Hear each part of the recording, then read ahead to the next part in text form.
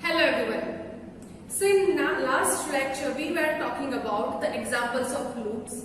In that lecture I have talked about the reverse of a number, that how can you find reverse of a number using loops. Then after we have also performed a program in which I was finding the sum of digits for given number. So we have also seen that how loop can be useful for that. Now we are continuing with those examples. In this lecture we are going to perform two more examples on that. So first program that I am going to perform in today's class is all about Armstrong number. Now if you are not aware with this term, then I would like to talk about it. First, what is the Armstrong number?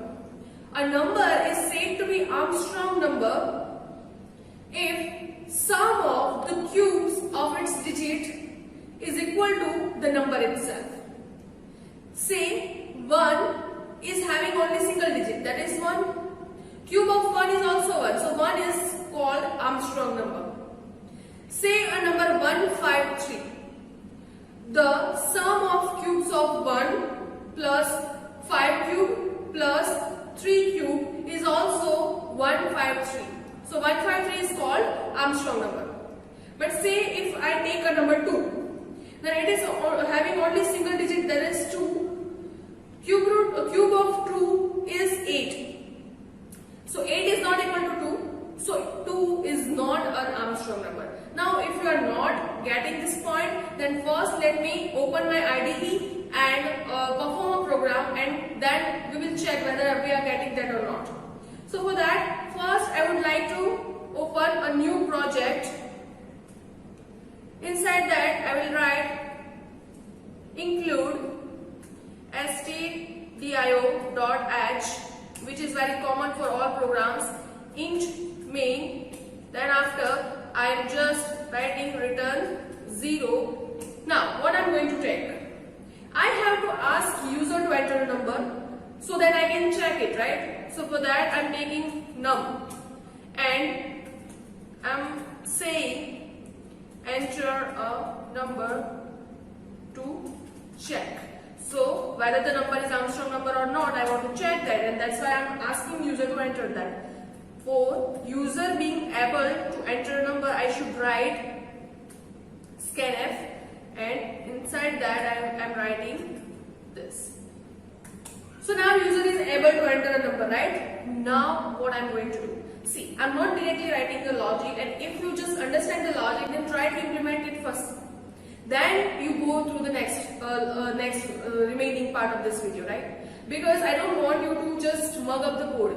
I just want you to understand the logic and perform the program by yourself.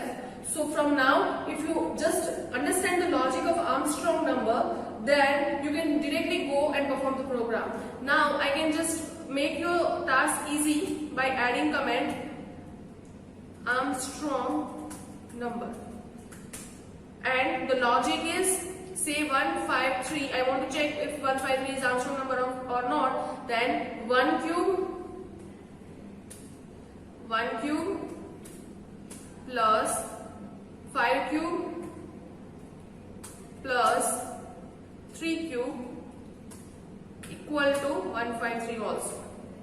So 153 is the number itself, and sum of cube of the digits is also 153. That's why 153 is called Armstrong number. So you have to write a logic according to that. Now what I'm going to do, I'm using while loop. Why? Because every time I want a digit, and this logic is similar which we have implemented in previous lecture for finding the reverse of a number or to find the sum of digits. Inside while loop, what I'm doing, r equal to num modulo 10 num, then say sum equal to sum plus, inside the bracket write r into r. You can also use power function over here, but I'm not using that. And after that, num equal to num divided by 10. This is the same logic. Where it differs, here it differs for r cube, because for every time I'm finding the cube of the remainder, which is nothing but the digit of the number, right? What is missing? Here I have not defined r. Here I have not defined or declared sum, and I have not initialized. You know this, right? Why we should initialize it. So now it is perfect. Now I'll save it after. But now what will be? Just think that what will be the value of num when control comes here, where you are seeing the blinking cursor. What will be the value of num? Can anyone answer this? Yeah. So just take a pause in this video and answer and think about this. When my control comes to this point, as you can see with the blue line, at that time the value of num will be 0, and then only it can come from this while loop, right? So if I am comparing the sum, which contains the sum of cubes of digits, with num at this moment, then it will be wrong. It will be false every time because my number is 0. Just think about it. And I cannot compare it before the sum calculated, because at that time I am not having the correct sum. So I have to compare it once this while loop is over, and if the while loop is over, that means number becomes 0. How can I compare number with sum at that time? Right? Do you understand the logic? You can see the code over here. So I should preserve this number, the value inside the variable number or num. How I can preserve it? I can write a temporary variable and assign the value of num before it changed. So here, as soon as user is entering a value inside num, I am saving the value of num to temp variable. I have to declare temp over here. Do you understand this logic of writing temp here? Because if I am checking, if I am writing something like if num is equal to sum, then the number is Armstrong number, else the number is not an Armstrong number. If I am writing something like this, then here num will also always be 0 and sum will be some value. So it will not be correct at any moment. So that's why I am preserving this value of num, the original value of num, to temp, and later on I am just comparing temp with sum. If sum is equal to temp, we know this. See, this is the assignment operator that we have already covered, and this is comparison. So if this returns true, then printf say the given number is Armstrong number, and I will love to write this in new line. And if this is not true, then the given number is not Armstrong number, right? So if I just say this program, loops, and here if I just compile it and execute it, Okay, it is asking me to enter a number. I am just entering 1. The given number is Armstrong number because I have already showed you that 1 is an Armstrong number. Now, if I am entering another number, that is say 21, then 21 is not an Armstrong number, as you can also calculate it using your simple math. If I am again execute it and entering 159, you can see why it is okay. 159 is not an Armstrong number, 153 is. So I'm just 153 is an Armstrong number. See, you have to check your program for each code. You have to check that. And this is how you're going to perform a program in which we are finding whether the given number is Armstrong number or not. If any kind of such program is asked in any exam, then you must know the logic. Here, whether the given number is Armstrong number or not, to know that you have to know the logic that for the Armstrong number, the sum of cubes of digits must be same as the original number. If you don't know the logic, then you cannot perform the program. Now, we are going to perform another program in which I am going to show you whether the given number is perfect number or not. Now, when the number is called perfect number, let me just close this window and I'll show you what is the logic for perfect number. Perfect number.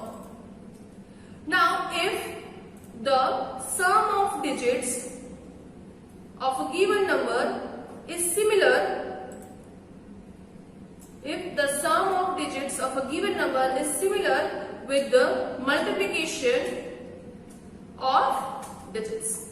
You can see 1, 2, 3. Sum of digits is 6. And also multiplication of these digits is also 6. So 1, 2, 3 is called perfect number. What about 1? Sum of digits is also 1 and multiplication of digits is also 1. So that's why 1 is also a perfect number.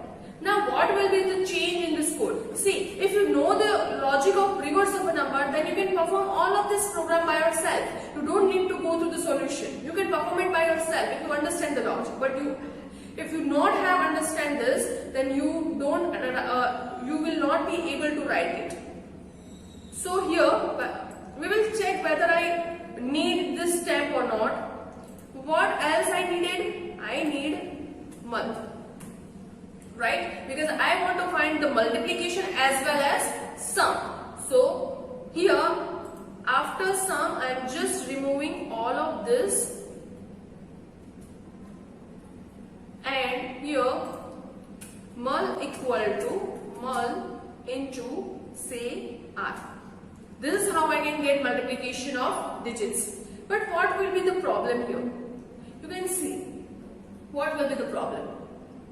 See here, for multiplication, what will be the value that will be multiplied with the first remainder? I have to initialize mul, right? What if I initialize it with 0? What will be the quotient? If I initialize mul with 0, then if I am multiplying 0 with any number, the answer will be 0. So here, I have to initialize it with 1, right? I am initializing it. And what is the change? Do I need a tab here? Do I need to compare my original number? No. I am comparing mul with sum at the end of this loop. So this is not needed, and that's why I am also removing this step from here. Here you need to compare mul with sum. If both of them are equal, then you can say that the given number is perfect number, else the given number is not a perfect number. If I just save this program, compile it and execute it, if I'm entering 1, the given number is perfect number, and you can see that, right? And if I again save it and compile it, say 1, 2, 3, given number is perfect number, because we know that by simple mathematical calculation 1, 2, 3 is also perfect number. And here if I am entering say 23, then the given number is not a perfect number. So this is how loops are making our code more efficient. Till now we have performed 4 examples of loop, and if you have any doubt in any of them, then I prefer you to watch the first video, the first example of reverse of number, in which I have shown you that how loop is optimizing my code. In that program I have already covered that what if I am not using this loop, what should be the steps, right? So if I am not using this loop over here, if I am just calculating it without any iterations, then what is happening? Our code is becoming so lengthy. Now one may ask that, ma'am, how can I implement this program using for loop? Then I would like to show in this program. See, I don't want to use while, so I am just erasing it. But you remember the condition. What was the condition there? 4 needs 3 parts and 2 semicolons. Condition was and greater than 0. Here, instead of increment decrement, you can just do one thing, just erase this from here, because in for loop we are writing steps over here, and here you can write num divided equal to 10. You know this operator, right? And what will be the initialization? Do I need to initialize and?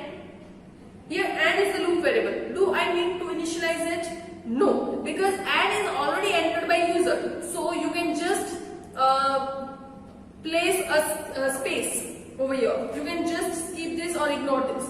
You don't need to compulsory write anything. But yeah, you have to write 2 semicolons for executing for loop. That you will study in your subject called compiler design in the higher semesters. That why do you need that? So if I just save this program, compile it and run it again, what is the error over here? And was not declared in this scope. Okay, because and is not there, num is there, and that's why it is giving me an error. If I again save it and compile it, you will see it is executing without any error. And if I just write 1, 2, 3, see, the given number is perfect. So this is how you can also implement use for loop to implement the other programs which I have implemented using while loop. I hope you enjoyed this class and your concepts are clear regarding loops. If you have any doubt, then as usual I am saying to comment below the comment section. I'll make sure that I clear your doubt. See you in the next class. Thank you so much.